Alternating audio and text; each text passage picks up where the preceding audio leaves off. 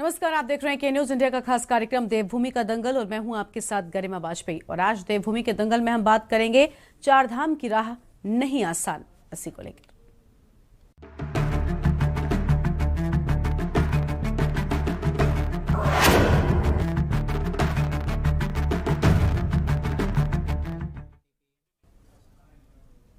तो चारधाम की यात्रा बिल्कुल आसान नहीं है। उत्तराखंड की चारधाम यात्रा अपने चरम पर है और यात्रा में बढ़ते श्रद्धालुओं की संख्या सरकार की अव्यवस्थाओं की पोल पूरी तरह से खोल रही है। सरकार बार बार ये कह रही थी कि उन्हें इतनी भारी भीड़ का अंदेशा पहले से ही था, फिर भी सरकार की व्यवस्था नाकाफी है। यात्रा शुरू होने से पहले तक यात्रियों की संख्या को लेकर कोई भी एडवाइजरी जारी नहीं की गई थी, लेकिन श्रद्धालुओं की बढ़ती संख्या को देखते हुए सरकार ने रजिस्ट्रेशन अनिवार्य के साथ साथ श्रद्धालुओं की संख्या को भी सीमित कर दिया है। भीड़ का अब आलम यह हो चुका है कि सरकार को यात्रा पंजीकरण बंद तक करना पड़ा है, क्योंकि अगर 31 मई तक के लिए यात्रियों ने अपने पंजीकरण पूरे करा लिए हैं और बावजूद इसके ऋषिकेश में फर्जी तरीके से पैसे लेकर साइबर कैफे संचालक यात्रियों का पंजीकरण करा रहे हैं। यानी मनमानी साइबर कैफे संचालकों की पूरी तौर से ऋषिकेश में देखने को मिल रही है। ये संचालक यात्रियों से मनमाने पैसे वसूल रहे हैं। ये जितना कहते हैं यात्रियों को उतना पैसा देना पड़ता है, क्योंकि चारधाम रजिस्ट्रेशन की बात यहाँ पर अभी भी हो रही है। और चारधाम यात्राओं की बद इंतजामी को लेकर आज हम इसी पर बातचीत करेंगे। लेकिन सबसे बड़ा सवाल यहाँ पर विपक्ष उठा रहा है, जबकि सरकार कह रही है कि चारधाम को लेकर पूरी तैयारियां हो चुकी हैं, लेकिन जो इंतजामात दिखाई दे रहे हैं वो असलियत दिखा रहे हैं और सरकार के इस दावे की पूरी तरह से पोल खोल रहे हैं। क्योंकि एक तरफ यात्रा के बीच मौसम की मार पड़ रही है, जिसके चलते हमने देखा कि पूरी तरह से यहाँ पर रजिस्ट्रेशन जो हो रहे थे उनको रोका गया और साइबर कैफे वाले अभी भी रजिस्ट्रेशन कर रहे हैं। आगे की डेट्स के रजिस्ट्रेशन हो रहे हैं और मनमाने पैसे भी यात्रियों से वसूले जा रहे हैं। ऐसे में सरकार की जिम्मेदारी बनती है कि आखिर एक सही नियम बताए जाएं, कब रजिस्ट्रेशन होगा, कहां से रजिस्ट्रेशन होगा, इस सब को लेकर बताया जाए, ताकि जो श्रद्धालु पहुंच रहे हैं उनके लिए आसानी हो सके। तो हमारे साथ में आज इसी पर विस्तार से बातचीत करने के लिए कई खास मेहमान जुड़ेंगे, लेकिन फिलहाल हमारे साथ में सीमा डोरा जी हैं, भारतीय जनता पार्टी के प्रवक्ता हैं, और कमलकांत जी हैं, यूकेडी के प्रवक्ता हैं। सबसे पहले चर्चा की शुरुआत इन्हीं के साथ में करते हैं। स्वागत आप दोनों का आज की इस चर्चा में बहुत बहुत। सीमा जी, आप बताइए, अभी आपने सुना कि किस तरह से चारधाम यात्रा में जो बद इंतजामी है उसकी तस्वीरें सामने आ रही हैं, क्योंकि रजिस्ट्रेशन सरकार की ओर से बंद कर दिए गए, लेकिन साइबर कैफे वाले अभी भी रजिस्ट्रेशन कर पा रहे हैं। ऐसा क्यों है? और 100 से लेकर 200-500 रुपए तक वसूले जा रहे हैं, क्योंकि होता क्या है, जब यात्री पहुंच जाते हैं ऋषिकेश तक तो वो चाहते हैं कि वो आगे भी बढ़कर चारधाम के दर्शन कर सके, यात्रा कर सके। ऐसे में ये असमंजस आखिर क्यों? ये लूप होल जो छोड़ा गया आखिर सरकार की ओर से क्यों छोड़ा गया? अगर आपने रजिस्ट्रेशन बंद करा दिए तो उस साइट को बंद करवाना चाहिए था, ताकि रजिस्ट्रेशन ले ही ना सके, ताकि साइबर कैफे वाले जो मनमानी कर रहे हैं ये ना हो सके। ये कमी आखिर क्यों छोड़ी गई? सीमा जी। देखिए, ये बात आई है तो इस पे इन्वेस्टिगेशन जरूर बैठेगी और उनके खिलाफ एक्शन भी लिया जाएगा, स्ट्रिक्ट एक्शन। लेकिन साथ साथ मैं जनता को भी ये जागरूक करूंगी कि जब बार बार बोला जा रहा है कि रजिस्ट्रेशन 31 मई तक बंद है और आप देख रहे हो कि बारिश भी आ रही है, मौसम, और वहां पे आपको पता ही है कि मौसम बिल्कुल अनप्रेडिक्टेड होता है और साथ में इतनी भीड़, तो थोड़ा सा ये बात देख ले, जागरूकता के साथ जाना चाहिए कि रजिस्ट्रेशन बंद है तो हम फर्जीवाड़ा के तरीके से ना जाएं, क्योंकि हम लोग ही इनको इन जैसे क्रिमिनल्स को, ये क्रिमिनल ही हुए, साइबर क्रिमिनल, तो इनको बढ़ावा देते हैं। हम लोगों को खुद अपने आप में जागरूक होना पड़ेगा। और हाँ, ये बात मैं नहीं कह रही हूँ कि उनके खिलाफ एक्शन नहीं होगा, डेफिनेटली। और आप जैसे मीडिया को बहुत आभार व्यक्त करते हैं कि आप लोग जो हम लोगों को समय समय पर जागरूक करते रहते हैं, तो हम लोग इस पे जरूर बहुत स्ट्रिक्ट एक्शन लिया जाएगा। क्योंकि देखिए, ये सीमा जी प्लीज, सीमा जी, ये कह देने भर से कि एक्शन लिया जाएगा, मैं जब भी आपसे सवाल करती हूँ कमियों को लेकर आप कह देती कि हम इस पर एक्शन लेंगे। ठीक है, आप एक्शन लेंगे नहीं, आपको एक्शन लेना ही पड़ेगा, क्योंकि अब जब इस तरह से विपक्ष इन मुद्दों को उठा रहा है, लोगों को समस्याओं का सामना करना पड़ रहा है, तो सरकार ये तो कहेगी। लेकिन सवाल ये उठता है कि आपने पहले इसको लेकर एक्शन क्यों नहीं लिया? ये हालात क्यों आखिर हुए? ये भी तो सोचना चाहिए ना। इसकी जवाबदेही भी तो सरकार की ही है। बिल्कुल हर की जो भी कुछ गलत होगा तो उसकी जवाबदेही हमारी होगी, और हम इस चीज को मानते हैं कि अगर कोई गलती हुई है तो हम उसको बिल्कुल सुधारेंगे। लेकिन रही इंतजामात की बात, तो मैंने कभी ये बात नहीं कही कि हमारे इंतजामात पूरे नहीं थे। हम लगातार, ये जरूर था कि बिगिनिंग में हमने इतना एक्सपेक्ट नहीं करा था कि इतनी मात्रा में लोग आ जाएंगे। लोग आ रहे थे पर इससे ऐसे नहीं सोचा था। फिर उसके बाद हम लोगों ने आप कंटिन्यू, हम लोग डिबेट्स में हैं आपके साथ समय समय पर, तो ये बोला गया कि भाई हम लोग नंबर्स हमने लिमिट करी। तभी भी विपक्ष ने कहा नंबर्स क्यों करेंगे, लोगों ने बहुत दिनों से एक्सपेक्टेशन थी व्यापारियों की कि हमारे पास जो है वो यात्री आएंगे तो हमारा बिजनेस अच्छा हो जाएगा। I do agree. और तो लेकिन हम लोगों ने जो लिमिटेशंस करी थी उसका रीजन था कि यात्रियों को सुविधाएं मुहैया कराई जा सके प्रॉपर तरीके से। और वहां का जो पार्ट है, हालांकि अगर आज मैंने अपने फेसबुक पे भी अपडेट किया, और वो ऐसा वाला अपडेट नहीं किया, वहां पे किसी फ्रेंड ने मुझको भेजा तो मैंने वो साथ में शेयर कर दिया। तो वहां पे दिखाया कि जो पहले कौन सी रोड्स थी और अब देखिए कितने ब्रॉड रोड्स हैं वहां पे। तो देखिए अंतर तो बहुत है ऑल वेदर रोड बनने से, और यात्री भी तभी जा रहे हैं, वरना पहले सीमा जी, यात्री जा रहे हैं, ये साथ यात्री अपनी आस्था के चलते जा रहे हैं, ना कि ऑल वेदर रोड्स के चलते जा रहे हैं। यात्री तो पहले भी जाते थे जब सुगम मार्ग नहीं होते थे। यात्री किन मार्गों पर जाकर यात्रा करके आए हैं, ये तो मुझे लगता है इस पर हमें बात ही नहीं करनी चाहिए, क्योंकि यात्री इसलिए नहीं जा रहे हैं कि आपने रोडें बहुत बेहतरीन बनवा दी है, इसलिए जा रहे हैं क्योंकि उनकी आस्था चार धाम से जुड़ी हुई है। तो आस्था पर ये चीजें भारी नहीं पड़ती। जैसे चार धाम की यात्रा करनी होती है, किस तरह से आदमी जाता है, इस पर तो खैर बात ही नहीं करनी चाहिए। ठीक है, और मेहमान भी जुड़े सीमा जी, आपके पास वापस लौटेंगे। और मेहमान जुड़े, उनका परिचय कराते हैं। भगीरथ शर्मा जी हैं, वरिष्ठ पत्रकार हैं, और साथ ही हेमा भंडारी जी हैं, आम आदमी पार्टी के प्रवक्ता हैं। आप दोनों का भी आज की हमारी इस चर्चा में बहुत स्वागत है। सबसे पहले यूकेटी को जोड़ लेते हैं। पहले से हमारे साथ में कमलकांत साहब जुड़े हुए हैं। कमलकांत जी, अभी आपने सुना सीमा जी कह रही है कि भाई जो कमी रह गई, कमी यानी कि जिस तरह के यहाँ पर जो लूप होल्स की जिनकी मैंने बात की, कि आखिर साइबर कैफे वाले रजिस्ट्रेशन बंद होने के बाद भी क्यों कर पा रहे हैं, ये सबसे बड़ा सवाल है ना। इन चीजों पर अगर पहले आपको उम्मीद नहीं थी कि भाई इतने सारे लोग एक साथ आ जाएंगे, लेकिन अब तो हो चुकी है ना। अब उम्मीद क्या, अब तो आपने देख लिया कि फिलहाल बहुत सारा जन सैलाब जो है वो चार धाम का रुख कर रहा है। तो अभी भी आपके पास वक्त है, क्यों नहीं अभी से इस तरह के नियम बनाए जा रहे हैं, क्यों नहीं इस तरह की चीजों को कम किया जा रहा है, ताकि ऐसे श्रद्धालुओं के साथ में उनका अनुभव खराब होता है यात्रा का। वो सिर्फ ये नहीं कहेंगे कि हम जब चार धाम गए थे, वो ये भी कहेंगे कि हम उत्तराखंड गए थे तो हमारे साथ इस तरह की घटनाएं हुई, हमसे इस तरह की लूट हुई, क्योंकि साइबर कैफे वाले मनमाने पैसे वसूल रहे हैं। कुछ कहेंगे आप इस पर? क्योंकि चार धाम यात्रा तो शुरू हो चुकी है, लेकिन खासतौर से जो लोग आ रहे हैं उनको सुविधाएं नहीं प्राप्त हो पा रही। इसका कारण है कि जब ज्यादा से ज्यादा नंबर्स में लोग चले जाएंगे तो सुविधाएं कैसे देगी।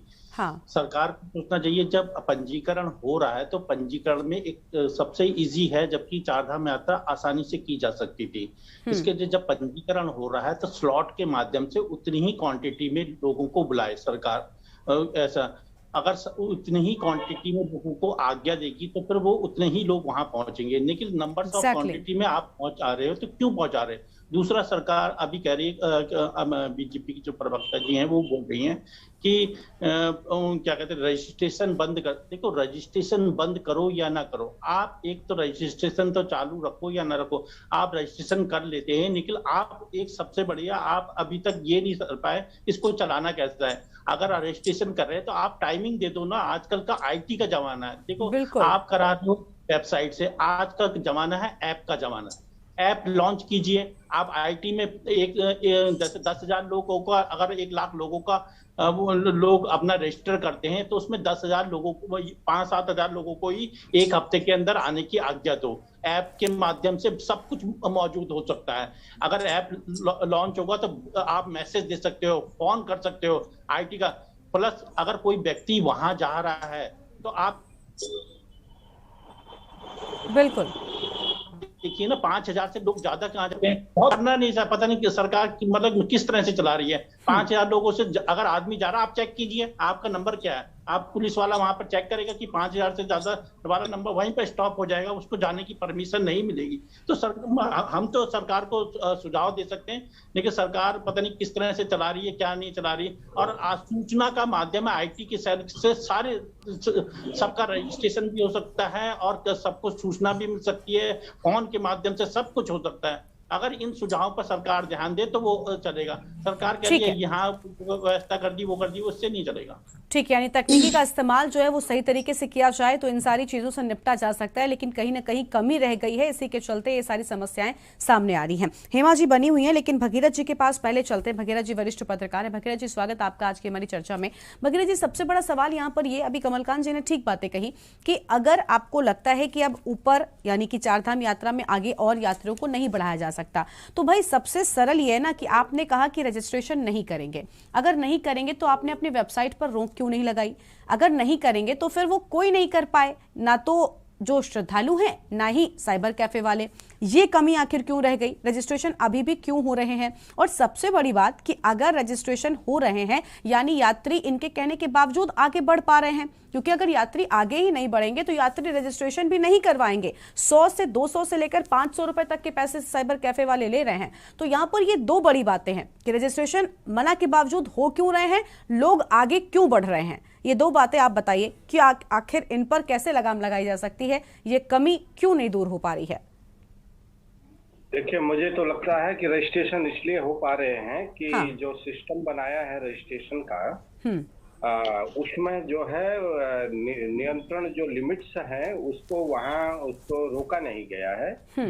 और साइबर कैफे वाले जो हैं उसी का लाभ उठा रहे हैं। हाँ। और ये भीड़ और आस्था का जो को अवसर के रूप में देख करके जो फर्जीवाड़ा हो रहा है, ऐसा नहीं है कि ये पहले आपके चैनल ने ही देखा। हालांकि आपके चैनल ने कवर किया, ये इसमें के लिए बहुत साधुवाद है। ये जो है, जो ऋषिकेश में लंबी लाइनें कतारें लग के, हरिद्वार में भी ये काम हो रहा है, उसको पुलिस भी देख रहा है, प्रशासन के लोग देख रहे हैं, तो वहां पर नियंत्रित क्यों नहीं कर रहे हैं? वहां पर अंकुश लगना चाहिए था। सबको पता है ये फर्जीवाड़ा हो रहा है। तो एक तो ये बड़ी बात है। दूसरा, जो स्लॉट है, जब स्लॉट अवेलेबल ही नहीं है, 31 तक भरे हुए हैं, तो उस स्लॉट में कैसे रजिस्ट्रेशन हो पा रहे हैं? बिल्कुल। तो इसमें कोई ऐसा लगता है कि कोई तकनीकी खामी उसमें रह गई है सिस्टम में। हाँ। इसको इमीडिएट देखना चाहिए था। अब अभी बीजेपी की प्रवक्ता कह रही हैं कि हम इसको जांच कराएंगे, देखेंगे। और नहीं, अब तो काफी दिन हो गए, अब तो काफी दिन हो गए ना। 6 मई को कपाट खोले थे भगीरथ जी, अब तो काफी लंबा वक्त हो गया। बहुत फर्जीवाड़ा हो जाएगा। हजारों लोग, जो कैरिंग कैपेसिटी से ज्यादा लोग सड़कों पर, और जो 4 धाम हैं उनके निकट तक पहुंच चुके हैं। वहां पर जहां उनको रोका जा रहा है, वहां पर न खाने की व्यवस्था है, न रहने की व्यवस्था है, न पानी है। अगर है तो वो कई गुना महंगा है, फिर वो सरकार को कोस रहे हैं। तो ये अभी पैदा हो रही है। तो मैं तो सीमा जी से कहूंगा कि वो इमीडिएट अगर संपर्क कर सकते हैं तो मुख्यमंत्री जी को, मंत्री जी को तुरंत तो उसको इससे सूचित करें और पहले इस पर इमीडिएट इफेक्ट से इस पर अंकुश लगाएं। पहली बात तो ये है। और दूसरा जो है, इससे एक मैडम मॉब बनने की स्थिति है। हाँ। और बहुत ज्यादा भीड़ देखिए वहाँ इकट्ठी हो गई है। और भीड़ के पास जहाँ भीड़ होती है उसमें विवेक नहीं रह जाता है। और कोई भगदड़ मच गई, कोई अप्रिय हादसे हो गए, तो बाद में पछताने से अच्छा है कि हम समय पर कोई कदम उठाएं और हम देखेंगे, हम जांच कराएंगे, इस पर न जाए इमीडिएट। अभी भी हम जो है, हम भी इस अनुरोध करेंगे जो श्रद्धालुओं के हित में, कोई किसी के साथ, क्योंकि पहले ही बहुत लोग जो है आकस्मिक रूप से निधन बहुत लोगों का हो गया, 60 से अधिक लोगों का। तो कम से कम कोई ऐसा हादसा न हो कि जिससे जो तीर्थ और अपने आस्था के केंद्र में जाने के बजाय वो दुनिया से चला जाए। तो इसका इंतजार मत करिए प्लीज। और ये जो स्लॉट हैं और जो रजिस्ट्रेशन कर पा रहे हैं साइबर कैफे वाले, इस तरह से ये एक अपराध की श्रेणी का कृत्य है और इन पर अंकुश लगाएं, इन पर कार्रवाई करें, नहीं तो बहुत निकट भविष्य में यह कोई बड़ी घटना भी हो सकती है। तो कृपया मैं तो सरकारी पक्ष से यही अनुरोध कर पाऊंगा। और बाकी यह है कि जो स्थानीय पुलिस जैसे ऋषिकेश और हरिद्वार में वो लंबी कतारें देख रही है साइबर कैफे के बाहर, तो वहां पर क्यों कर वो कार्रवाई नहीं कर रहे हैं। और बार बार जो संबंधित जिले हैं, पुलिस प्रशासन को, पर्यटन विभाग ने भी निर्देश दिए हैं कि जो बिना पंजीकृत हैं और संदिग्ध पंजीकरण वाले लोग हैं उनको जहां पर मिले वहीं पर रोका जाए, और वो कैसे केदारनाथ तक या उसके आसपास तक पहुंच जा रहे हैं, यमुनोत्री तक, तो ये भी बड़ा चिंता का विषय है कि बीच में कैसे उनको छोड़ा जा रहा है। बिल्कुल तो बिल्कुल इसकी भी जांच होनी चाहिए। बिल्कुल। देखिए, यही दो बड़ी चीजें हैं ना जिसके चलते भीड़ जो है एक मात्रा में ज्यादा एक साथ इकट्ठा हो गई। क्योंकि अगर आप कह रहे हैं कि हम नियंत्रित कर रहे हैं, हम रजिस्ट्रेशन जैसी बात का यहाँ पर मायने ही नहीं रख जाता है। अगर जिसका मन हो पा रहा है वो आगे बढ़ पा रहा है तो फिर रजिस्ट्रेशन का मतलब क्या है? क्या ये सिर्फ एक प्रक्रिया बनकर रह गई है? मनीष खंडवाल जी अभी अभी जुड़े हुए हैं, कांग्रेस के प्रवक्ता है। मनीष जी, आपका भी आज की हमारी इस चर्चा में स्वागत है। मनीष जी, आज हम बात कर रहे हैं कि भाई यात्रा में बड़ी परेशानी यात्रियों को सामने आ रही है और सबसे अहम यहाँ पर रजिस्ट्रेशन को लेकर है, क्योंकि रजिस्ट्रेशन की एक प्रक्रिया बनाई गई है सरकार की ओर से, जिसके बिना चारधाम यात्रा में यात्री आगे नहीं बढ़ सकते। लेकिन जो चीजें सामने आ रही है वो ये कि साइबर कैफे में रजिस्ट्रेशन लगातार हो रहे हैं। श्रद्धालुओं से 100 से लेकर 200, 500 जितने मर्जी पड़ते हैं लोग पैसे वसूल रहे हैं साइबर कैफे वाले। सवाल यहां पर यह कि आखिर जब सरकार ने रजिस्ट्रेशन भीड़ ज्यादा होने के चलते बंद कर दिए तो साइबर कैफे वाले रजिस्ट्रेशन कैसे और क्यों कर पा रहे हैं? देखिए, अभी हम लोग कोरोना काल से निकले हैं। अब उत्तराखंड जो है एक बार पहले शर्मसार हो चुका है। जो कोरोना में जो हमने देखा था पूरा सुनियोजित तरीके से जो एक घोटाला हुआ था। निश्चित रूप से जो हम लोग फील्ड के लोग हैं, भगीरथ शर्मा जी भी भली बात ही जानते हैं इस बात को कि किस प्रकार से बॉर्डर पर जो जब कोरोना के टाइम पे जो जांच चल रही थी कि उत्तराखंड में आने वालों की आरटीपीसीआर जांच हो रही थी, किस प्रकार से बाहर से आने वाले लोग जो है 100, 200, 500 रुपए देकर आराम से जो है उत्तराखंड के अंदर आ रहे थे। तो वो ये बिल्कुल प्रॉपर सिस्टम बन गया है और इस सिस्टम को तोड़ना भारतीय जनता पार्टी की सरकार की बस की नहीं दिखाई देता है। क्योंकि जिस प्रकार से लगातार सारे नियमों को ताक पर रखकर, अब जैसे आपके ही चैनल ने आज इसको कवर अप करा है कि किस प्रकार से फर्जी तरीके से जो है उनको स्लॉट दिए जा रहे हैं, तो सब नियमों को ताक पर रखकर किस प्रकार से आस्था के साथ खिलवाड़ किया जा रहा है, किस प्रकार से हमारे तीर्थ यात्रियों को वहां पे बड़े पैमाने पर भेजा जा रहा है। निश्चित रूप से आने वाले समय के लिए ये एक बहुत ही खतरनाक संकेत है। भारतीय जनता पार्टी की सरकार शायद केवल चुनाव में व्यस्त होकर रह गई है।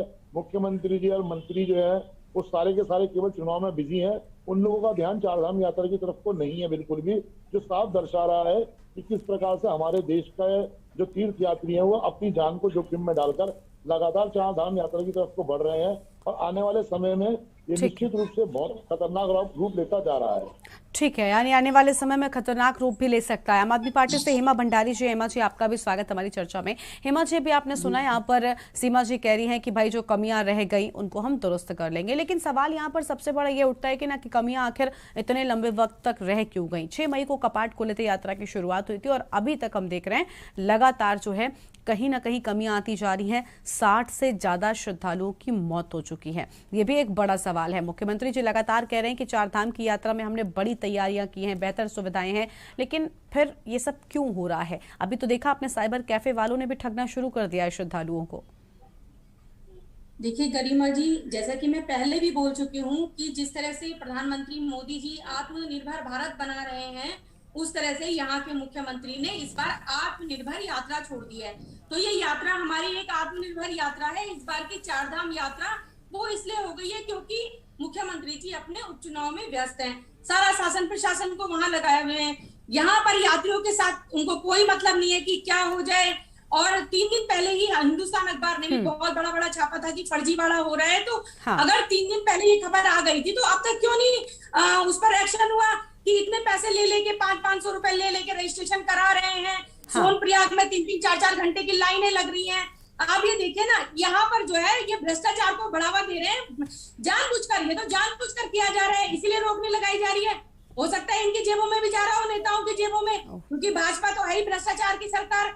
और दूसरी बात आप ये देखिए कि चारधाम में परिवहन विभाग इतना चौबंद है कि ऋषिकेश गंगोत्री हाईवे पर जो दुर्घटनाग्रस्त हुई कार जो दुर्घटनाग्रस्त हुई है, उसके पास ना ग्रीन कार्ड था, ना रजिस्ट्रेशन उसका कंप्लीट था, कोई पेपर नहीं थे, प्रदूषण भी नहीं था। और इस बात से कि मतलब इतनी व्यवस्था इनकी दुरुस्त है कि उत्तरकाशी वो पार कैसे कर गई गाड़ी। इससे पता चलता है कि परिवहन विभाग की कितनी लचर व्यवस्था है। 3 मंत्री अपॉइंट किए हुए इन्होंने तो इस बार चारधाम यात्रा के लिए। ठीक है। 3 मंत्रियों के होते हुए भी चारधाम यात्रा कितनी आराम से, कितनी सुकून से। यहाँ देखिए रात भर यात्री बैठे हुए हैं, उनका रजिस्ट्रेशन है, उनके पास गाड़ियां नहीं है, उनके लिए यहाँ पर जो है उनसे दुगना तिगना किराया वसूला जा रहा है जो धर्मशाला वाले। तो यात्री की जो खुद की उनकी मैंने खुद से आकर उनके जो है दुख को सुना उनसे कि वो लोगों की अर्थव्यवस्था खराब हो चुकी है, वो इतना पैसा लेके नहीं आए थे कि उन्हें हरिद्वार भी रुकना पड़ेगा, 4-4 घंटे सोनप्रयाग रुकना पड़ेगा। तो आप देखिए ना कि ये जो है यहाँ पर यात्रियों की तरफ अगर सरकार का ध्यान होता तो वो यात्रा में ध्यान देती, क्योंकि यात्रा बड़ी, मुझे नहीं लगता कि चारधाम यात्रा से बड़ा उत्तराखंड के लिए और कोई बड़ी बात है कि इससे बड़ी भी कोई होती है। चारधाम यात्रा पूरे देश विदेश के लोग यहाँ पर आते हैं, लेकिन यहाँ पर ना तो ये किसी भ्रष्टाचार के खिलाफ कोई वो कर रहे हैं कि कैसे गाड़ियां जा रही हैं। आप बताइए ना कि कैसे गाड़ियां निकल जा रही हैं, क्यों नहीं चेकिंग हो पा रही है उनकी। वो तो ये खुलासा हो गया कि जो गाड़ी दुर्घटनाग्रस्त हुई है उसके पास कोई पेपर ही नहीं थे, उसके 9 मार्च 2021 को पेपर खत्म हो गए थे, लेकिन उसके बाद भी वो उत्तरकाशी पार कर गई। तो बिल्कुल ये बिल्कुल मंत्रियों के होते हैं और बिल्कुल, यानी आप भी मुझे यही कहना चाहती ना कि अव्यवस्थाओं का बोलबाला जो है वो पूरी तरह से देखने को मिला है। तो देखिए चारधाम यात्रा पर सियासी संग्राम भले छुड़ा हुआ हो, लेकिन सबसे अहम यहाँ पर ये हो जाता है कि आखिर ये जो खेल चल रहा है ये क्यों चल रहा है और ये खेल किस तरह से चल रहा है, हम अपनी इस खास रिपोर्ट में दिखाते हैं। बने रहेंगे अपनी चर्चा में, एक रिपोर्ट देखते हैं और उसके बाद इस पर हम चर्चा करते हैं।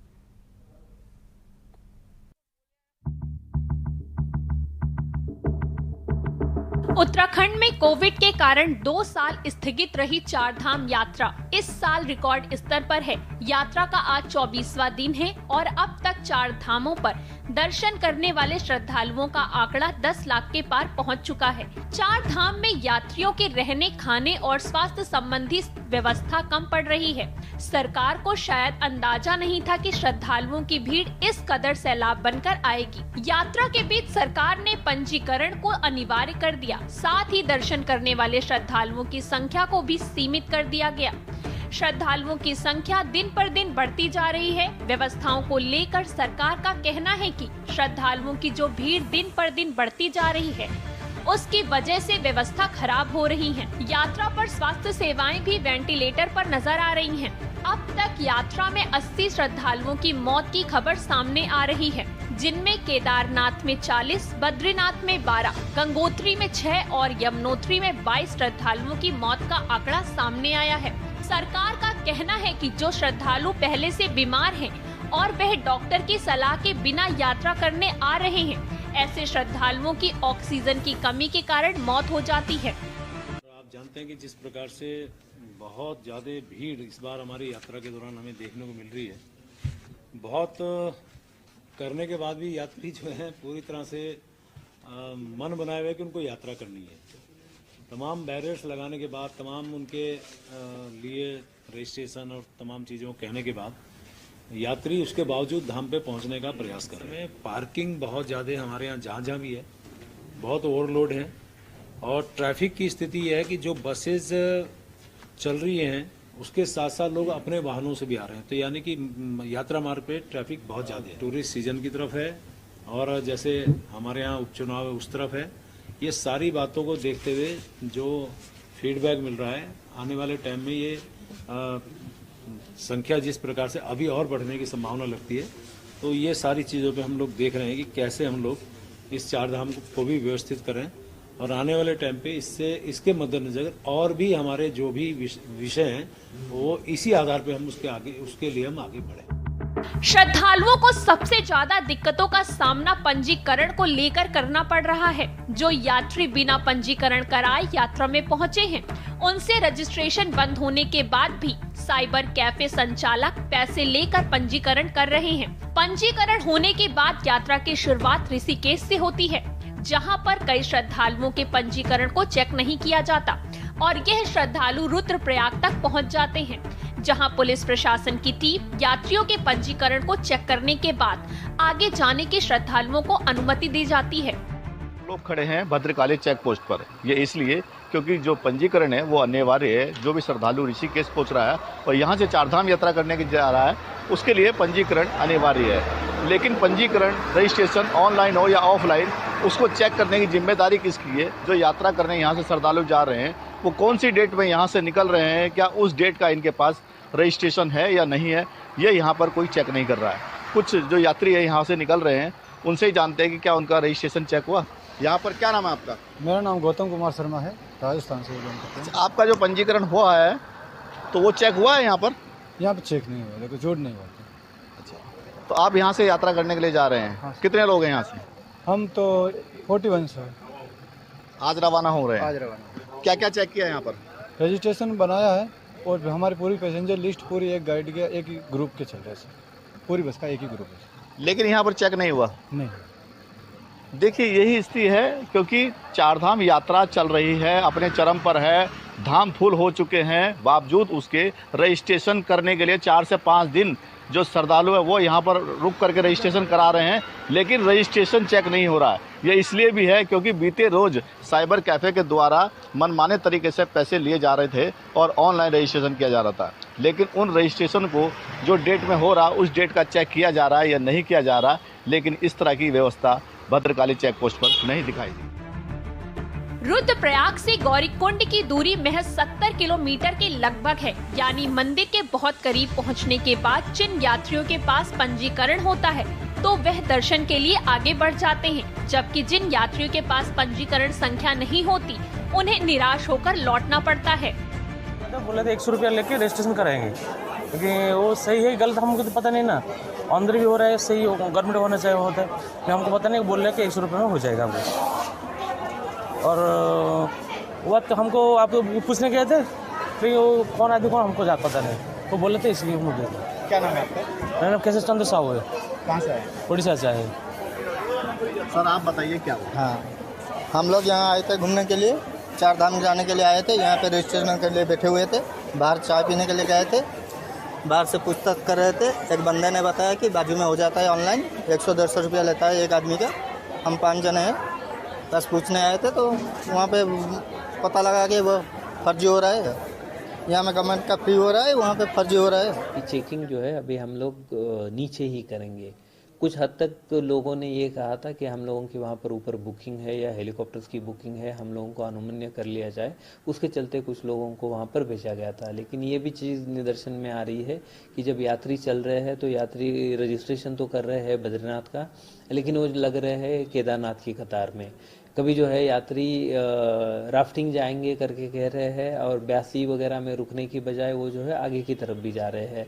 तो ये जैसे जैसे हम लोगों को भी सूचना प्राप्त हो रही है उस तरीके से हम लोग हमारा चेकिंग जो है उसको और गहनता से कर रहे हैं, इंटेंसिफाई कर रहे हैं। और अभी आने वाले समय में उसको बहुत कम लोग ऐसी संभावना बनी रहेगी कि इस तरीके का कुछ अन्यथा मार्ग निकालते हुए यात्री धाम पर पहुंच जाएगा। और ये ज़्यादा दुर्भाग्य की बात हो जाती है कि यात्री इतनी मेहनत करके जो है अपने पड़ाव तक लगभग पहुंच जाता है और तब उसको जो है वो दर्शन से वंचित होना पड़ता है। तो ऐसी स्थिति न आ जाए इसलिए जो है प्रशासन को भी ख्याल करने की आवश्यकता है। चारधाम यात्रा में श्रद्धालुओं को हो रही परेशानियों को लेकर विपक्ष लंबे समय से सवाल उठा रहा है। विपक्ष पूरे मुद्दे को चुनाव से जोड़ रहा है और कह रहा है कि सरकार का सारा फोकस उपचुनाव पर है, न कि चारधाम यात्रा पर। मुझे लगता है कि सरकार अपनी नाकामयाबियों को, अपनी कुव्यवस्थाओं को छुपाने के लिए हर बार भीड़ का सहारा लेती है। चाहे वो वैक्सीनेशन के ड्यूरेशन की बात हो, जब कांग्रेस सवाल उठाती थी तो सरकार हमेशा ये कहती थी कि भारत की जनसंख्या ज़्यादा है इसलिए वैक्सीनेशन में दिक्कत हो रही है। और अब ये चारधाम यात्रा, देखिए चारधाम यात्रा का श्रेय लेना या चारधाम यात्रा में भीड़ का श्रेय लेना ये किसी भी सरकार को शोभा नहीं देता, क्योंकि चारधाम यात्रा एक ऐसी यात्रा है जो हमेशा से आदिकाल से चलती आ रही हो, ये चलती रहेगी। अब आप क्योंकि हारे हुए मुख्यमंत्री को कहाँ से चुनाव लड़ाना है इसमें बिजी रहे, फिर जब पता चल गया कहाँ से चुनाव लड़ाना है, पूरी सरकार हो या संगठन हो सब चंपावत बैठे हैं। आपको श्रद्धालुओं की तरफ आपका ध्यान नहीं गया। उत्तराखंड का मान, स्वाभिमान और सम्मान है चारधाम यात्रा, क्योंकि पूरे विश्व में करोड़ों हिंदुओं की आस्था का केंद्र है चारधाम यात्रा, लेकिन सरकार ने उत्तराखंड की जो साख है उसको गिराने का कार्य किया। यात्रा में आने वाली भारी भीड़ को लेकर सरकार का कोई भी रोड मैप दिखाई नहीं दे रहा। ऐसे में श्रद्धालुओं की संख्या लगातार इजाफा होने वाला है। सरकार को जरूरत है कि वह जल्द से जल्द व्यवस्थाओं को दुरुस्त करे ताकि श्रद्धालुओं को यात्रा के दौरान किसी भी तरह की परेशानी का सामना न करना पड़े। के न्यूज इंडिया के लिए ऋषिकेश से बसंत कश्यप के साथ ब्यूरो रिपोर्ट, देहरादून।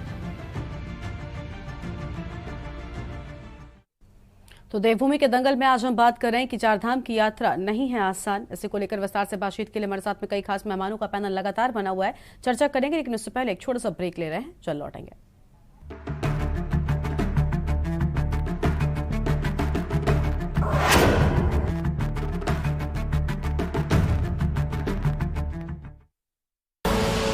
आप देख रहे हैं के न्यूज, खबरों का सारथी।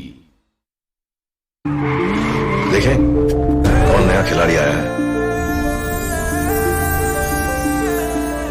समझा देते हैं, प्यार से समझाएंगे, धीरे धीरे से, वो भी अपनी सुबह में।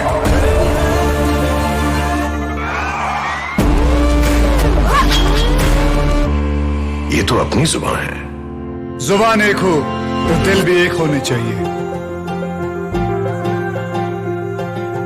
विमल बोलो जुबान केसरी। इस कार्यक्रम के प्रायोजक करता है रामा हॉस्पिटल, किफायती एवं बेहतर स्वास्थ्य सेवाएं।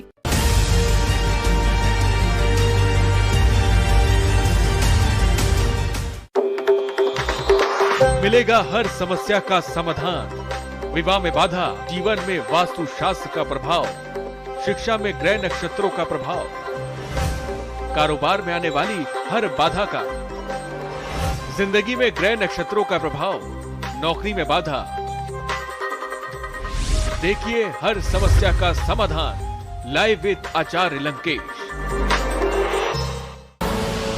आप देख रहे हैं के न्यूज, खबरों का सारथी।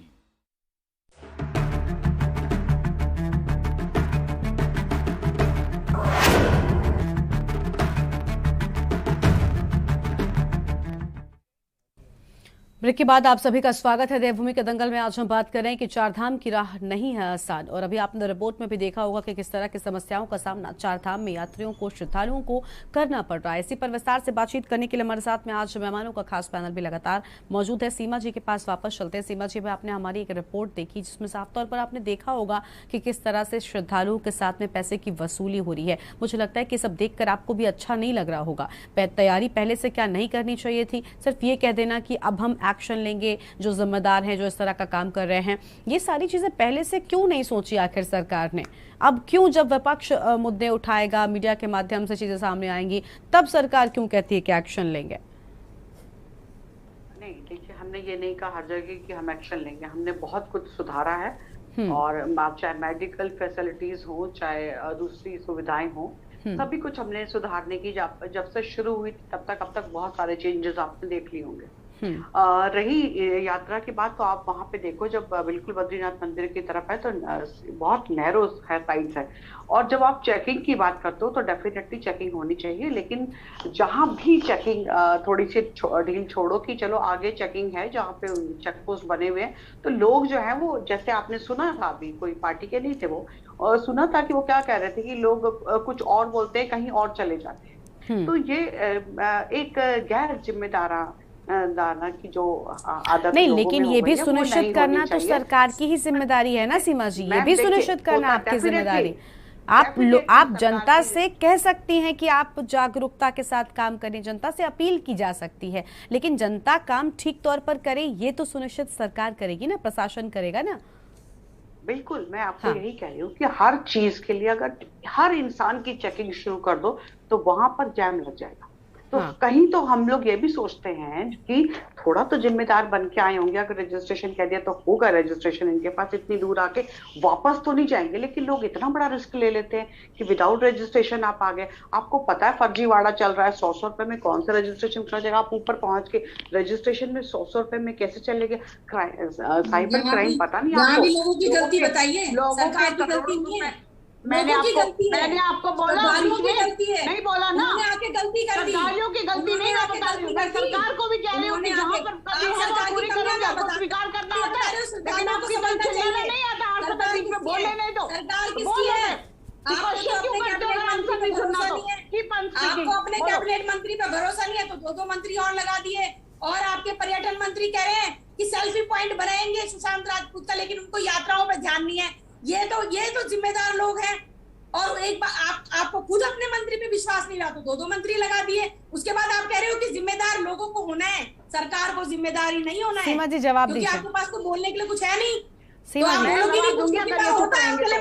जी ये चिल्लाने वाली डिबेट नहीं अच्छी होती, डिबेट होती जो आप क्वेश्चन करो और मैं आंसर दूं। I am capable to give you answer. लोगों पे जिम्मेदार बैठा रहे हो, शाउट मत करिए, शाउट मत करिए ऐसे। अरे आप लोगों को जिम्मेदार बना रहे हो, any answer you will not get any solution. लोगों की गलती है, आपकी चिल्लाने से हो क्या जाएगा? आपको कितनी फैसिलिटीज दे सकते हो आप? बना सकते हो शाहीन बाग बनाने के लिए तैयार बैठा, ठीक है, शाहीन बाग बना दो जहाँ पे लोगों को कोई सुविधा न मिले, जो देशद्रोही आप तो वैसे।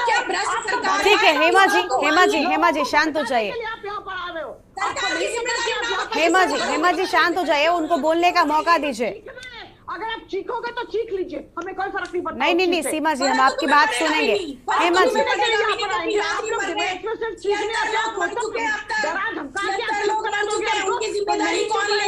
पता है हमारी सबसे बड़ी प्रायोरिटी है देश लोगों का हित करना, जनता की भलाई करना, जनता के बारे में सोचना। लेकिन अगर आप इस तरह से चिल्लाओगे तो आप कुछ नहीं कर सकते।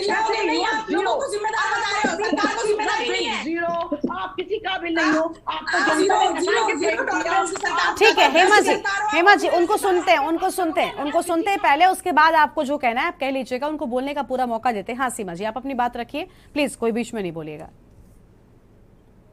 सर चिल्लाने से क्या एनर्जी वेस्ट करने वाली बात होती है? People are listening what they will think. क्या हम लोग सिर्फ शाउट करने के लिए डिबेट्स में बैठे हैं? ठीक है सीमा जी बोलिए, आप बोलिए। देखिए कई बार होता है जब आप भी चिल्लाने लगती हैं, कई बार ऐसी बातें आ जाती हैं, कोई बात नहीं। आप चिल्लाती हूं जब कोई मुझे बोलने नहीं देता, मैं इतनी शांति से इन लोगों ने बतेरे ब्लेम्स लगाए एंड आई वाज लिसनिंग। ठीक है, जहां पर लूप होगा अगर मैं सुनूंगी नहीं तो हमें पता कैसे चलेगा? तो हम लोग क्रिटिसिज्म को हमेशा साथ लेके चलना चाहिए if you want to successful. तो हमको पता है कि अगर हमें यात्रा को सक्सेसफुल करना है तो हमें क्रिटिसिज्म को भी सुनना पड़ेगा, तभी तो हम आगे ठीक करेंगे। हमने पहले भी सुना और हमने बहुत कुछ सुधारा, और आज भी अगर सब चीजें आई हैं तो अच्छी भी आ जाती हैं, बुरे भी आ जाते हैं। तो बहुत बड़ा एक मुद्दा है, बहुत बड़ी यात्रा है, एक ऐतिहासिक यात्रा है। पहले तो खाली हमारे देश के लोग, पहले उत्तराखंड के आते थे, फिर हमारे देश के आने लगे, आज विदेशों के भी लोग आने लगे। तो सबसे पहले एक अच्छी चीज ये देखिए, नेगेटिव और पॉजिटिव दोनों पॉइंट्स हमें देखने चाहिए। अच्छी चीज ये है कि आज आपके देश के ऊपर लोगों का विश्वास है, आज आपकी सरकार के ऊपर लोगों का विश्वास है, जो इतने बड़े तादाद पे लोग आ रहे हैं। दूसरी बात मैं ये कहती हूँ कि अगर लोगों ने जैसे मिसगाइड कर देते हैं कि हम तो बद्रीनाथ जा रहे हैं और केदारनाथ की तरफ आ गए या गंगोत्री की तरफ आ गए, तो देखिए जो लोगों को हाथ जोड़ के आज आपके चैनल से विनती कर रही हूँ कि देखिए बिल्कुल सरकार की जिम्मेदारी है, आपकी हर सुविधा का ख्याल रखना सरकार की जिम्मेदारी है, लेकिन छोटी छोटी बात पे बार बार चेकिंग करना। जैसे एक बार कह दिया गया मास्क पहनो, तो क्या हम मास्क को बार बार चेक करते रहेंगे? नहीं ना। एक जिम्मेदार लोगों की तरह आप आगे आइए, जितनों की रजिस्ट्रेशन है तभी आगे आइए। अगर रजिस्ट्रेशन नहीं है तो please do not go for that, कि आगे चल के देखा जाएगा, क्योंकि भ्रष्टाचार तो हम ही फैला रहे हैं। हमने ये कहा कि हम चले कैसे अपने घर से अगर रजिस्ट्रेशन। सीमा जी हम क्या कह रहे हैं कि हम जनता से सिर्फ अपील कर सकते हैं, लेकिन हमारा काम जोड़ के अपील करेंगे। बिल्कुल नहीं, लेकिन अपील तो हम भी कर रहे हैं ना, अपील तो हम भी कर रहे हैं। ठीक है, मैं एक पत्रकार हूं, मैं कहती हूँ कि हाँ भाई सबसे निवेदन है कि आप लोग रजिस्ट्रेशन के बाद ही आइए, जहां के लिए करवाते हैं वहीं पर जाइए, लेकिन ये सुनिश्चित करना जिम्मेदारी किसकी है? मैडम आप बार बार अपील पर क्यों आ जाती हैं? अपील तो सब कोई कर रहा है ना, हर व्यक्ति, चाहे वो कांग्रेस से हो, आपसे हो, हर एक व्यक्ति यहाँ पर जो जितने बैठे हैं सब अपील कर रहे हैं जनता से, लेकिन क्या आप भी सिर्फ अपील करेंगी? ये सुनिश्चित कौन करेगा? आप कह रही बद्रीनाथ के लिए रजिस्ट्रेशन करवाया है और केदारनाथ चले जाते हैं, भाई रास्ते हैं ना, टर्निंग पॉइंट्स तो है ना, कुछ ऐसी जगह है ना जहां से आगे बढ़ के जाएंगे, उन जगहों पर क्यों नहीं चेकिंग चेक पोस्ट बनाए गए हैं? सीमा जी ये नहीं कहकर बचा जा सकता कि बस जनता जो है वो जागरूक हो जाए। जनता नहीं होगी तो इसका काम कौन करेगा? आपको करना पड़ेगा। आपकी पहली तो आवाज नहीं आ रही सीमा जी, आपकी आवाज नहीं आ रही, अभी आपकी आवाज नहीं आ रही है। जहाँ भी चेक पोस्ट बने हैं वहां पर चेकिंग हो रही है, और अगर कोई छोटा है, कोई वाहन छोटा है, तो डेफिनेटली वो क्वेश्चनेबल होगा, उस बंदे से आंसर पूछा जाएगा, आंसरेबल होगा वो इंसान जो वहां पर चेक पोस्ट पे होगा। ये बात मैं आपको कह रही हूँ, लेकिन ये भी इतना भी तथ्य आप इस चीज को सोच लीजिए कि बहुत बड़ी यात्रा है, हम सबको मिलके इस यात्रा को सुलभ बनाना है, और जो जो कमियां हुई हैं उसको डेफिनेटली अगर आ जाएंगे या कल आएंगी, लेकिन ब्लेम लगाना कि कोरोना में हमने कुछ नहीं किया, यहाँ नहीं कुछ किया, तो आपका देश विश्व गुरु बनने जा रहा है, और आपका देश ही ऐसा है जिसने सबसे ज्यादा मेडिकल सुविधाएं दी, आपका देश ही ऐसा है जिसने कोरोना में वैक्सीनेशन फुल कराई, ठीक है मैडम, ठीक है, जिसने अपने देश के साथ साथ विदेशों में भी सप्लाई करी। ठीक है मैडम, देश पर बात हम कर लेंगे, हम अपने देश के गौरव की गाथा को जानते हैं, लेकिन बात चारधाम पर हो रही है और हम चाहते हैं कि यहाँ पर जो श्रद्धालु पहुंच रहे हैं ये सिर्फ देश के नहीं बल्कि विदेशों से भी आते हैं, तो इनके मन में हमारे देश के साथ साथ उत्तराखंड की कोई बुरी छवि ना बन जाए, इसी वजह से आज हमने इस चर्चा को बुलाया। ठीक है, वरिष्ठ पत्रकार भगीरथ जी के पास चलते हैं। भगीरथ जी, आप सुन रहे हैं, अभी यहाँ पर अपील की बात सामने आ रही है, सीमा जी भी हाथ जोड़कर अपील कर रही हैं। भाई, अपील कर देना बेहतर है, एक जिम्मेदार नागरिक होने के चलते हम सब भी यही कहते हैं कि भाई जो भी रजिस्ट्रेशन करवाते हैं वो सही तरीके से कराएं, सरकार की जो एडवाइजरीज आती हैं उन पर नजर रखें, फेक जगहों पर ना जाएं। लेकिन सवाल ये ना कि जनता इतनी समझदार कई बार नहीं होती है, कई बार रूरल एरियाज के लोग पहुंचते हैं जिनको ये तक पता नहीं होता। सबसे पहले तो हमने देखा था कि रजिस्ट्रेशन कैसे होगा, कहां होगा, यही लोगों को नहीं पता था। रजिस्ट्रेशन को लेकर इतना असमंजस इस बार की यात्रा में क्यों आखिर हो रहा है? क्या सरकार का सारा ध्यान कहीं और है? जैसा कि अभी एक प्रवक्ता ने हमारे डिबेट में कहा कि भाई मुख्यमंत्री जी तो चुनाव में बिजी हो गए, इसी के चलते चारधाम यात्रा में ये हीला हवाली दिख रही है। देखिए, सरकार का काम नीति बनाने का है, रिसर्च है और एग्जीक्यूट कराती है जो सिस्टम है। हाँ। उसमें पुलिस है, प्रशासन है, फिर भी तमाम विभाग हैं, और मुझे एक तो ये लग रहा है कि विभागों में कोऑर्डिनेशन बन नहीं पाया। हालांकि कई बार मंत्री स्तर से, मुख्यमंत्री स्तर से, इवन गवर्नर साहब ने भी मीटिंग की थी, तो विभागों में कोऑर्डिनेशन का अभाव है, और कोऑर्डिनेशन का जो अभाव बना हुआ है हाँ। उसको दूर करने के लिए जो उच्च हाई लेवल की जो ब्यूरोक्रेसी होती है उनका जो दायित्व है वो मुझे लग रहा है कि वो थोड़ा सुस्त पड़ी है। और दूसरी बात जो चिंता ये जो हो रही है, सारी बात ये है कि जहाँ पर चेक पोस्ट हैं, सवाल ये, और वो जो फर्जीवाड़े से जिन लोगों ने रजिस्ट्रेशन किया है, तो चेक पोस्ट पर ये व्यवस्था होनी चाहिए थी कि जो वास्तविक जो पंजीकरण की व्यवस्था है उनका जो मान लिया किसी व्यक्ति में 221 नंबर पर कोई राम कुमार का रजिस्ट्रेशन है, जो ऑथेंटिक है, जो सही रजिस्ट्रेशन है, उसी नंबर पे पता चला कोई देवनारायण चले गए हैं, तो ये चेक करने की व्यवस्था चेक पोस्ट में नहीं है, जिससे वो जस्टिफाई नहीं हो पा रहा है। अभी सचिव पर्यटन भी कह रहे थे इस बात को कि जस्टिफाई तो तब करेंगे जब आप उस साइट पर जाएंगे, चेक पोस्ट पर उसको चेक किया जाएगा कि फला नंबर पे वही व्यक्ति है कि नहीं है। तो ये काम नहीं हो रहा है, और ये बहुत बड़ी नेग्लिजेंसी है, बहुत ये लचर व्यवस्था है, और सरकार को बहुत तत्काल इस पर जो है कोई एक्शन लेना चाहिए और सिस्टम को दुरुस्त करना चाहिए, नहीं तो ईश्वर न करे कोई बड़ा हादसा भी हो सकता है। तो हम नहीं चाहेंगे कि जो लोग अपने जो है आस्था के केंद्र पर जो बड़ी उम्मीद से दूर दराज से कहां से लोग आए हुए हैं और उनको जो है या बिना दर्शन के वापस जाना पड़े, ये बात भी अच्छी नहीं होगी।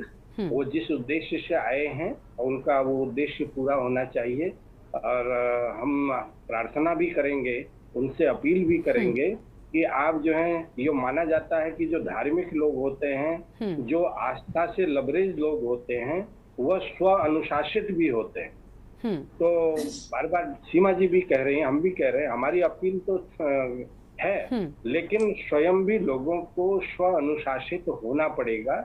जो सड़क पर जो बाएं चलने का नियम है उसका पालन तो हमें ही करना पड़ेगा। बिल्कुल, तो बिल्कुल। अगर हम भीड़ में गए और किसी से कोई, अभी केदारनाथ में एक हादसा हुआ था जिसमें घोड़े से धक्का लगने से खाई में गिर गई थी महिला। हाँ। तो ये होता है। तो मैं पहले भी कह चुका हूँ कि भीड़ विवेक शून्य हो जाती है जब भगदड़ मचती है, कौन किसको देखता है, सब अपने को बचाने में लगते हैं। इसलिए कृपा करके मैं सरकारी तंत्र से अनुरोध करूंगा कि इसको तुरंत इसको जो है ये जो चेक सिस्टम है इसको दुरुस्त करें। एक ही नंबर पे हमें लग रहा है कि जो फर्जीवाड़े से कई लोग, सैकड़ों लोग वहाँ चारधाम मार्गों पर हैं और इससे बड़ा हादसा हो सकता है। तो भाई इतना अनुरोध जरूरी है। बाकी जो है सरकार जो चाहे करे। बिल्कुल, देखिए अभी भी वक्त है सरकार के पास, क्योंकि अभी भी लंबे वक्त तक ये यात्रा चलने वाली है। तो अगर इन चीजों को अभी भी संभाल लिया जाता है तो कहीं ना कहीं आने वाले वक्त में बेहतर व्यवस्थाओं के साथ में यात्री जो है वो इस यात्रा में पहुंच पाएंगे और सुगमता से आगे बढ़ पाएंगे श्रद्धालु हमारे।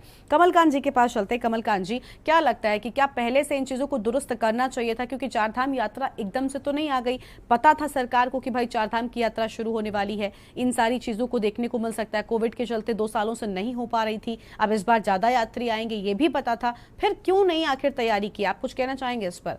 क्या जानबूझकर ऐसा किया गया या फिर अभी कह रहे थे आप, मुझे लगता है आपने ही कहा था कि मुख्यमंत्री तो बिजी हैं, इसके चलते ध्यान यहाँ पर नहीं आ रहा है? जी, सरकार ने पूरी प्लान नहीं कर सकी। अगर सरकार प्लान करती तो ऐसी अव्यवस्था नहीं फैलती। हाँ। देखिए, आज मैं सरकार को सुझाव दूंगा, जिस सरकार अगर पूरी प्लान करती तो मुझे नहीं लगता कि इतनी अव्यवस्था फैलती। सरकार ने बेसिक ऐसी व्यवस्था करी कि वहां पर ये व्यवस्था, देखिए जब तक मुझे लग रहा है इनका आईटी सेल कोलैप्स हो गया है। आप समझिए, अगर रजिस्ट्रेशन, अगर इन्हें पता होता आईटी सेल अगर इनका सही होता तो वो रजिस्ट्रेशन कहाँ से कर रहे हैं, कैसे कर रहे हैं, इनकी जो आईटी में वो व्यवस्था थी वो पूरी कोलैप्स हो गई है, पता चल रहा है बातों से। क्योंकि जिस आजकल का जमाना आईटी का है, अगर आप अमेरिका में भी हैं और आप अपना रजिस्ट्रेशन कराना चाहते हैं तो रजिस्टर हो जाएगा। और बता दूं, ये 6 महीने पहले का भी बात का भी हो जाएगा अगर आईटी होता। प्लस मैनेजमेंट, इनका मैनेजमेंट फेल हो गया सरकार का। आज सरकार को ये नहीं पता कितने नंबर्स में लोग आने चाहिए। अगर सरकार को पता होता कि 5000 लोग वहां पर आ सकते हैं तो 5000 लोगों को ही वहां पर बुलाती। अगर वहां ज्यादा नंबर में क्यों आ रहे हैं? सरकार कह रही है कि क्या कहते हैं, हम चेक कर रहे हैं। अरे चेक का 2-3 जगह हैं, ऋषिकेश में कर सकते हो आप श्रीनगर, मेन पॉइंट है श्रीनगर से सभी लोग जाते हैं, रुद्रप्रयाग, बद्रीनाथ में, केदारनाथ में, सब जगह जाते हैं। श्रीनगर में अगर आप चेक करना बैठे तो सबके पता लग जाएगा। और फिर अगर आईटी सेल अगर इनका कोलैप्स हो गया, मुझे इसीलिए इन्होंने बोल रहे हैं कि रजिस्ट्रेशन रोक दिया गया है, तो मुझे नहीं लग रहा सरकार ने कोई व्यवस्था कर सकी। सरकार का ध्यान पता नहीं मुझे चुनाव में या सेल्फी पॉइंट में 10,000 फुट पर आप बताइए, केदारनाथ है, केदारनाथ मंदिर है, तो वहां पर सेल्फी पॉइंट बनाया जाता है क्या? आप समझ सकते हैं वहां पर, जबकि इको जोन है, सेंसिटिव जोन है, वहां पर तो कोई सेल्फी पॉइंट बनाना ही नहीं चाहिए। वैसे भी एनजीटी को अगर पूछा जाए तो वहां पर सेल्फी पॉइंट बनाने की आज्ञा आपको किसने दे दी? आप वैसे भी केदारनाथ पर निर्माण कार्य ज्यादा नहीं कर सकते, वो अगर वो करते हैं तो वो अवैध है, बिल्कुल गलत है। तो ऐसी सरकार पता नहीं करना क्या चाहती है। लग रहा है कि कोलैप्स हो गई है।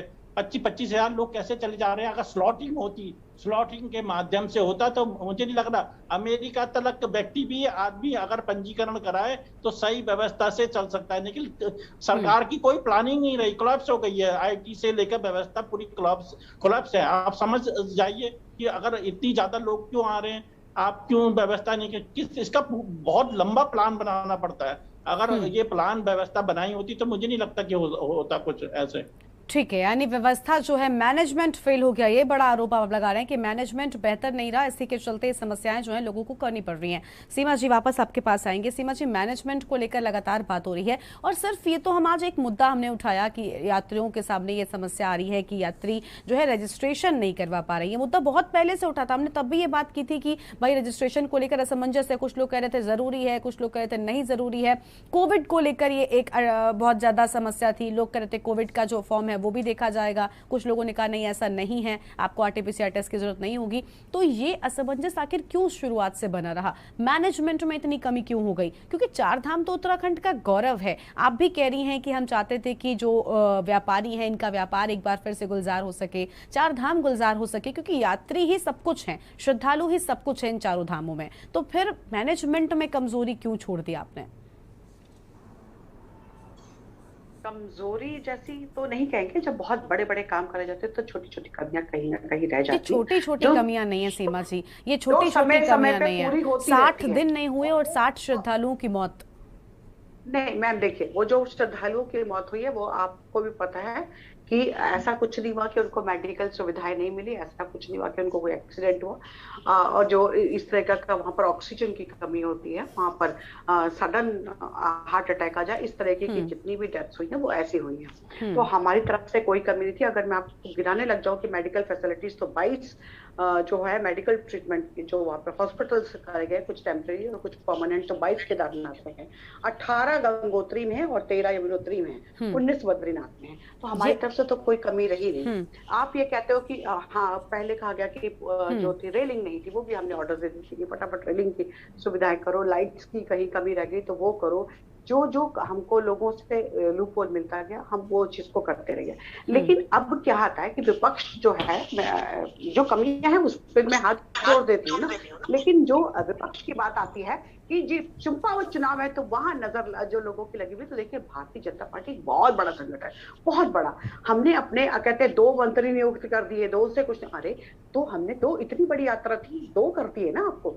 और आपके जो है पर्यटक मंत्री तो हैं, आपको धन सिंह जी दे दिए, आपको सुबोध जी दे दिए, और अब वो भी देख रहे मोदी जी की जो है वो एक आंख वहां पे रखी, उनके एनडीआरएफ के जवान भी साथ में है।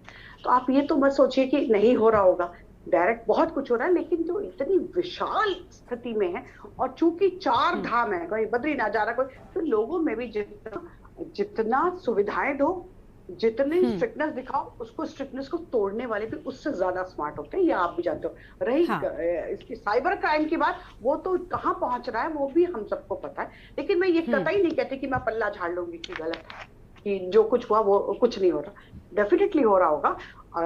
जो लोग भी सड़क पे चलते हैं तो गलत चलते हैं तो एक्सीडेंट भी हो जाते हैं, तो हम उसको हर जगह सरकार को नहीं कहते या हर जगह उस सिपाही को नहीं कहते, वहाँ लोगों को भी कहते हैं कि जो आपको पता है कि यहाँ तो चलना, तो इस तरीके से चलो।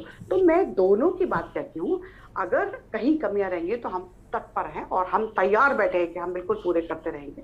आपने मुद्दा उठाया, उस पर भी बात होगी, लेकिन ये कतई कहना कि नहीं सरकार निकम्मी है, सरकार फेल हो गया, सरकार कुछ नहीं कर रही है, तो ये कतई गलत है। अगर आज भी इतना लोग आ रहा है तो ये एक बात सोच के रखिए कि आपकी सरकार के ऊपर विश्वास कितना है, जो लोग आ रहा है ये जरूर सोचेगा। लेकिन हाँ, लोगों की भी जरूर कहूंगी कि थोड़ा सा टेक्निक्स को भी देखें, लेकिन टेक्निक के अलावा भी देखिए कि रजिस्ट्रेशन नहीं है। अब वही बात आती है कि लोग वहां पर खड़े, लोग परेशान हो रहे, आपने वहां पे रोक दिया, उनके खाने का बंदोबस्त करिए, क्यों वहां पर लोग हैं?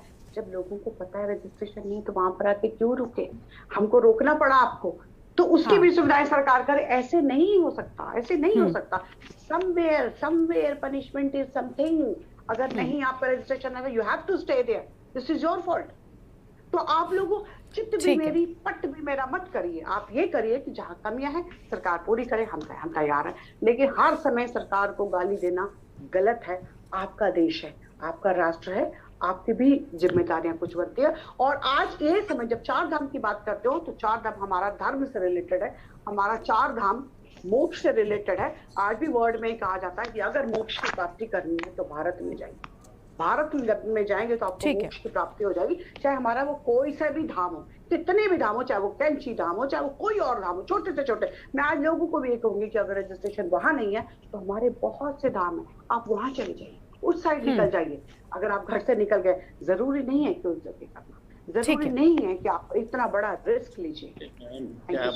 ठीक है। नहीं, ये बात आप ठीक कह रही हैं कि जनता को सोचना चाहिए, जो यात्री जा रहे हैं, श्रद्धालु जा रहे हैं, उनको सोचना चाहिए। और मैनेजमेंट में देखिए कमी सीमा से रह गई है। आप जो कह रही थी अभी, आपने आंकड़े गिनाए कि हमने इतने चेक पोस्ट बना दिए थे, हमने इतनी जगहों पर मेडिकल की सुविधा देने की बात कर दी थी। इसकी सच्चाई भी कई बार जो तीर्थ पुरोहित थे उन्होंने ही खोली है, जो यात्रा करके लौटे हैं उन्होंने खोली है, आपकी ओर से है। लेकिन कई बार एक हमारे साथ में प्रवक्ता जुड़े थे, मुझे अभी नाम नहीं रिकॉल कर पा रही हूँ मैं, लेकिन उन्होंने साफ तौर पर कहा था कि उनके आंखों के सामने वो यात्रा करके आए, एक व्यक्ति की मौत हो जाती है और जाने कितने घंटों तक उसकी पत्नी मदद के लिए गुहार लगाती रहती है, लेकिन कोई वहां पर नहीं पहुंचता, कोई पुलिस वाला वहां पर नहीं पहुंचता है, ना तो कोई वहां पर मेडिकल की सुविधाएं पहुंचती हैं। तो देखिए कमी रह जाती है, हम ये मानते हैं, इसमें कोई बड़ी बात नहीं है और ये सरकार को भी मानना चाहिए। ठीक है हेमा जी, आप बताइए, आप अभी कह रही हैं कि कोरोना काल के दौरान भी इन्होंने ठीक से मैनेजमेंट नहीं किया, अभी चारधाम की यात्रा भी मैनेजमेंट में जो है वो फेल हो पा रही है पूरी तरह से। आपको भी नहीं लगता कि सरकार को हर बार घेरना चाहिए? एक बार जैसे सीवा जी लगातार अपील कर रही हैं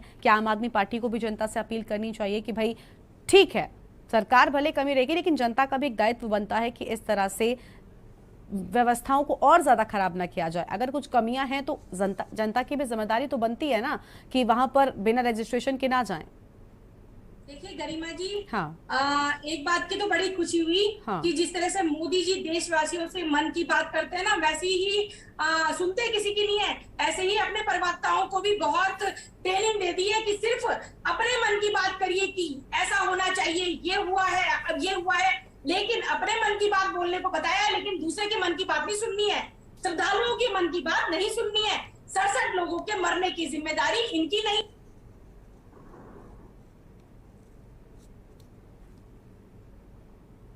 उनकी जिम्मेदारी नहीं है। अगर उत्तरकाशी पार कर जाती है, वहां एक्सीडेंट हो जाता है, उसके पास पेपर नहीं होते, तो वो इनकी जिम्मेदारी नहीं है।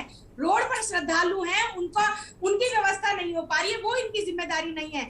और ये जो इल्जाम लगाते हैं कि नहीं विपक्ष, अरे विपक्ष तो ये कह रहा है हाथ जोड़ के कि जो चारधाम यात्रा है 2 साल बाद शुरू हुई है, और ये बहाने बनाना कि हमें नहीं पता था कि इतने लोग आएंगे। अरे व्यवस्था पूरी रखनी थी, 2 साल बाद चारधाम यात्रा शुरू हुई है, 2 साल बाद तो यहाँ का जो व्यापारी वर्ग है वो खुश हुआ है कि चलो 2 साल उनको मजबूर कर दिया था दर दर की ठोकरें खाने के लिए, और इनको पहले से उम्मीद नहीं थी। ये अपनी सरकार की कमियां नहीं बता रही हैं, कह रहे हैं हमने 2-2 मंत्री दे दिए। अरे ये कहें कि हमें खुद के कैबिनेट मंत्री पे विश्वास नहीं था, इसलिए हमने 2-2 दे दिए। नहीं हेमा जी ठीक है कमियां रह गई, ये तो हम भी कह रहे हैं, लेकिन कहीं ना कहीं ये भी जैसे मैंने अभी आपसे कहा ना कि नैतिकता के आधार पर एक अपील करते थे आपकी, चलो ठीक है कि जनता को भी कहीं ना कहीं जिम्मेदारियों को निर्वहन जो है वो करना चाहिए, क्योंकि जिम्मेदारी उनकी भी बनती है। खैर हम यही चाहते हैं कि जो श्रद्धालु पहुंच रहे हैं उनके सामने किसी भी समस्या का सामना उन्हें ना करना पड़े, और जो समस्याएं आ रही हैं उनके निपटने के लिए सरकार इंतजाम कराए। फिलहाल आप सभी का बहुत बहुत शुक्रिया आज की हमारी चर्चा में शामिल होने के लिए। वक्त कम है, फिलहाल चर्चा को यहीं पर रोकना पड़ रहा है। तो यात्रा के बीच में बड़ी समस्याओं का सामना चारधाम के यात्रियों को, श्रद्धालुओं को करना पड़ रहा है, और बोलबाला अव्यवस्थाओं का भी देखने को कई जगहों पर मिल रहा है। अब देखना होगा ऐसे में सरकार इन खामियों को चारधाम की राह से कैसे दूर करती है। देवभूमि के दंगल में आज इतना ही। आप बने रहिए के न्यूज़ इंडिया के साथ। नमस्कार।